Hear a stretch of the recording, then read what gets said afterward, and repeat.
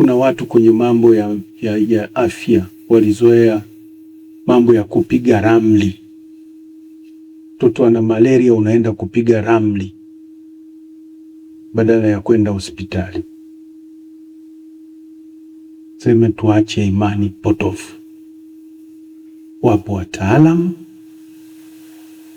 tufate ushauri wa kitaalamu kwenye kukabiliana na changamoto hizi ambazo zinakuwa zinajitokeza katika jamii yetu na si vinginevyo.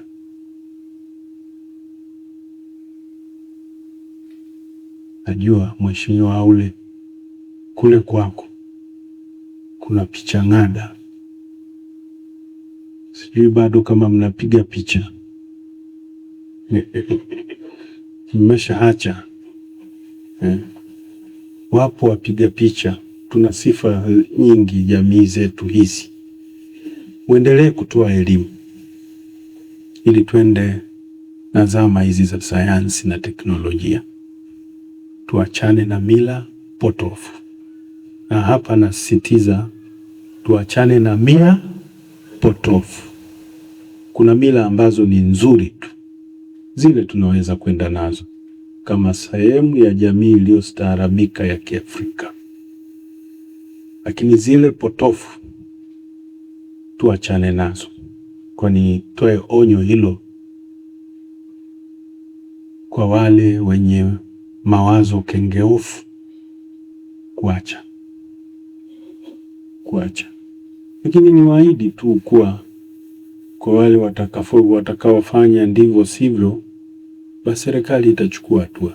Wajumbe lakini pia wananchi wote kuwa chanjo zitakazotolewa katika vituo vyetu ni salama na zitatolewa na wataalamu wenye uzoefu mkubwa na bobezi katika fani ya afya, na wengine wakiwa wamefanya kazi kwa muda mrefu sana. Kwa hiyo hakuna sababu yoyote ya kuwa na hofu wakati zoezi hili linapoendelea. Lakini pale mtu atakapokuwa na swali lolote lile, ni ruksa kwenda kwenye ofisi za serikali na kupata taarifa sahihi, au hata kuuliza viongozi kwa mifumo mbalimbali tunayoitumia ikiwemo ya utandawazi. Ni ruksa, tusipotoshwe. Kwa nafasi zetu tunakwenda kuchukua hatua za kuhakikisha kuwa zoezi hili linafanikiwa.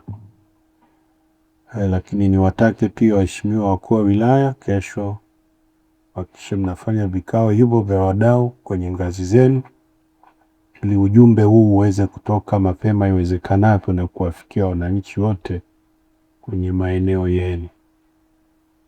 Ni sanjari na hilo, niendelee kutoa msisitizo kwa viongozi wa kiserikali ngazi mbalimbali. Tuendelee kuhakikisha kuwa kamati zetu zile za ngazi za kata, vijiji, mitaa na vitongoji zinafanya kazi,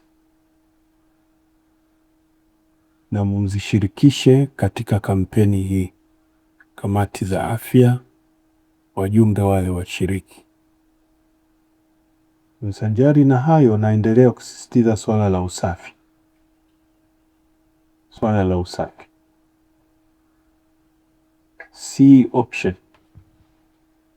Ni wajibu wetu kama viongozi kuhakikisha siku zote wananchi wetu wanakuwa katika mazingira safi na salama.